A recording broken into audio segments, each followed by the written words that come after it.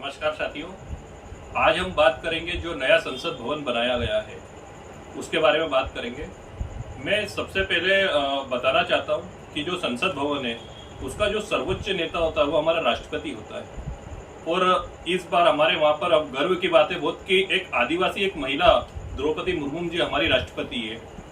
तो मैं बीजेपी सरकार से पूछना चाहता हूँ कि ऐसा क्या भेदभाव करते हैं वो कि राष्ट्रपति मुर्मू जी के पहले जब राष्ट्रपति कोविंद जी थे और राम मंदिर का उद्घाटन करना था तब भी उन्हें हमारे रामनाथ कोविंद जी को नहीं बुलाया गया। और जब इतना बड़ा जब संसद का जब ओपनिंग करने की बात है, जो कि अगर हम संविधान के उसमें देखें, दायरे में देखें और किसी देश की गरिमा को देखें तो वो राष्ट्रपति को उसका उद्घाटन करना चाहिए, पर उन्हें आमंत्रित नहीं करा गया। तो मैं बीजेपी सरकार और मोदी सरकार से पूछना चाहता हूँ कि वो दलित और एससी एसटी से इतनी नफरत वाली राजनीति क्यों करते, इतना भेदभाव क्यों करा जाता है।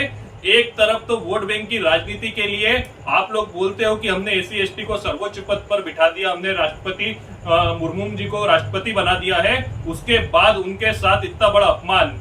और मैं मानता हूं कि ये अपमान सिर्फ राष्ट्रपति मुर्मू जी का नहीं है, इस देश में रहने वाले सभी एससी एसटी का अपमान है ये। मैं उसके विरोध में आज काली पट्टी लगाकर यहाँ पर बैठा हुआ हूँ। अब बात करते हैं हम जो इनका सेंट्रल विस्टा बन रहा है इसके बारे में मैं बात करना चाहता हूँ। सबसे पहले तो मोदी सरकार जब से आई है, जब से ये देश का इतिहास बदलने पर लगी हुई है। आप देखो कि देश का इतिहास का जो अशोक स्तंभ है, जो हमारा राष्ट्रीय चिन्ह है, वो एक गौरव का प्रतीक था, एक राजशाही, जो उसमें शेर जो प्रतीक चिन्ह है, 4 शेर है और वो एक राजशाही शेर लगते हैं। पर इन्होंने जो सेंट्रल विस्टा के ऊपर अशोक स्तंभ लगाया है और जो शेर लगाए हैं वो खुखार शेर लगते हैं, वो ऐसे शेर लगते हैं जैसे जनता को खा जाएंगे।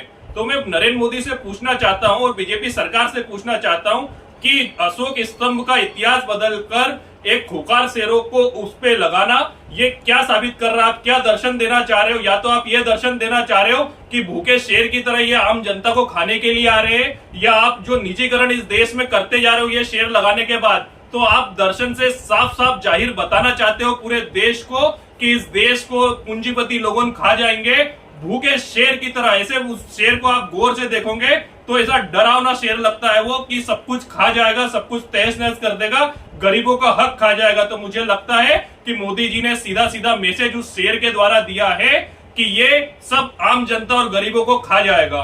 और वही इस देश में आज हो रहा है। नोट बंद करे जाते हैं, नोट शुरू करे जाते हैं, कुछ समझ में नहीं आ रहा है। देश को जीएसटी लागू करी जाती है, कई इंप्लीमेंट करे जाते हैं, हर योजना के पीछे इन्हें समझ में नहीं आता है, या तो ये समझना चाहते नहीं है। इनकी मोदी जी की हर योजना से देश परेशान हो रहा है। अब बात करते हैं दूसरा, एक संगोल का मामला बहुत उठ रहा है कि उस टाइम का संगोल दिया गया और मोदी जी संगोल को वहां लगा रहे हैं। मैं मोदी जी से पूछना चाहता हूं और जितने भी बीजेपी समर्थक है उसको लेकर बड़ी बड़ी बातें कर रहे हैं इस संगोल को कि संगोल राष्ट्रीय है, चोला वंश से भी उसको जोड़ दिया गया है और अलग अलग राजा महाराजाओं ने उसको दिया था। तो मैं इन अंध भक्तों को और मोदी सरकार से पूछना चाहता हूं कि ये राजदंड का मतलब होता था राजाओं जो दंड लेकर चलते थे, और ये देश लोकतांत्रिक देश है, ये देश संविधान से चलने वाला देश है। इस देश का कोई राजा नहीं हो सकता। इस देश का अगर कोई रियल में राजा है तो वो यहाँ की जनता है, यहाँ का संविधान है और ये लोकतंत्र, इसीलिए तो हमको गणतंत्र कहा जाता है। और ये संगोल के लिए राजशाही बातें करना, तो क्या कहना चाहते हैं कि मोदी जी को आजीवन ही बना दिया जाए, राजा सम्राट घोषित कर दिया जाए, ये कहना चाहते हैं मेरे को बीजेपी के समर्थकों। और इसका मतलब ये अलग अलग धार्मिक अलग अलग वो निकाल रहे हैं इससे। और मैं बताना चाहता हूँ इस संगोल का इस संसद भवन में कोई भविष्य या फिर कोई औचित्य नहीं है, क्योंकि इस भवन में अगर कुछ लग सकता है तो बाबा साहब का संविधान लग सकता है, लोकतांत्रिक देश है, लग सकता है तो वो अशोक स्तंभ लग सकता है जो ओरिजिनल अशोक स्तंभ है, जो सोमनाथ में निकला हुआ ओरिजिनल सोमनाथ का अशोक स्तंभ है, जिसको देखकर हमें गर्व की एहसास होता है। एक ऐसा लगता है कि शेर है और वो शेर का चेहरा एक राष्ट्रीय शेर लगता है, राक्षस खाने वाला शेर हमको नहीं लगता है। और इस देश को वैसे प्रतीक चिन्हों की जरूरत भी नहीं है जो जनता को डराने का काम करे। जनता को आगे बढ़ाने वाली बात हमें करना चाहिए। अब वापस बात में आता हूं सेंट्रल विस्टा की। मोदी सरकार जब से आई है, जब से मैं बताना चाहता हूं कि इस देश में नाम बदलने का एक दौर आ गया है, पर जब बात आती है दलित की, जब बात आती है बड़े संसद भवन की, इनको अंग्रेजों से मुस्लिमों से बहुत नफरत है।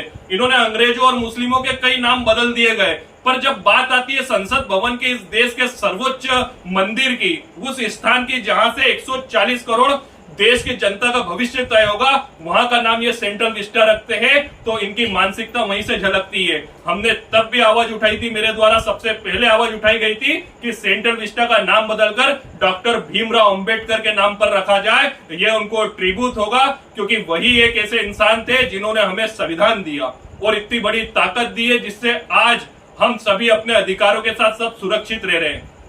तो मैं मोदी सरकार से पूछना चाहता हूं कि, और बीजेपी के हर एक नेता से पूछना चाहता हूं कि उनको दलितों से इतनी नफरत क्यों है? क्यों सेंट्रल विस्टा का नाम बदल के वो डॉक्टर भीमराव अंबेडकर के नाम पर क्यों नहीं कर देते?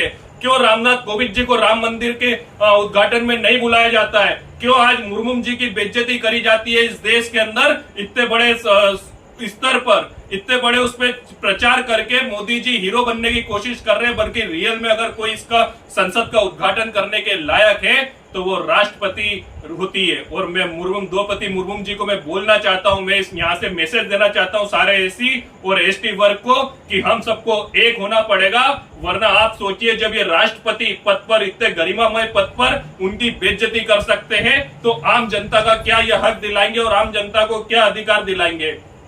ये एससी और एसटी वर्ग को सोचना होगा। और मैं बताना चाहता हूं, ये संगोल और ये सब चीजें सिर्फ गुमराह करने के लिए करा जा रहा है। इस देश को अगर चलाना हो तो संविधान से चला, और इस देश में किसी को स्थापित करना हुआ तो संविधान का को करो। और मैं पुनः इसकी मांग करता हूं कि सेंट्रल विस्टा का नाम बदला जाए, डॉक्टर भीमराव अंबेडकर के नाम पर सेंट्रल विस्टा का नाम रखा जाए, नए संसद भवन का नाम डॉक्टर भीमराव अंबेडकर के ऊपर रखा जाए। और मैं जब तक ये विरोध के तौर पर ये काली पट्टी बांधकर इस चीज का विरोध करता रहूंगा, क्योंकि मेरी नजर में आज राष्ट्रपति जी का अपमान हो रहा है।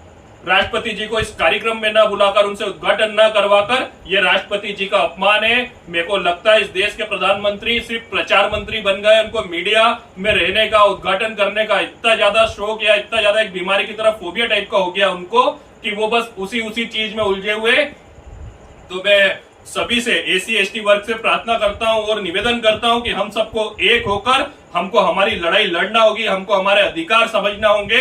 क्योंकि जिस राष्ट्रपति का अधिकार था उसका संसद का ओपनिंग करने का, तो राष्ट्रपति को भी अपने अधिकार पूरे नहीं करने दे रहे, तो आम एससी एसटी आदिवासी वर्ग को क्या करने देंगे? ये हम लोग को खुद को सोचना पड़ेगा। धन्यवाद।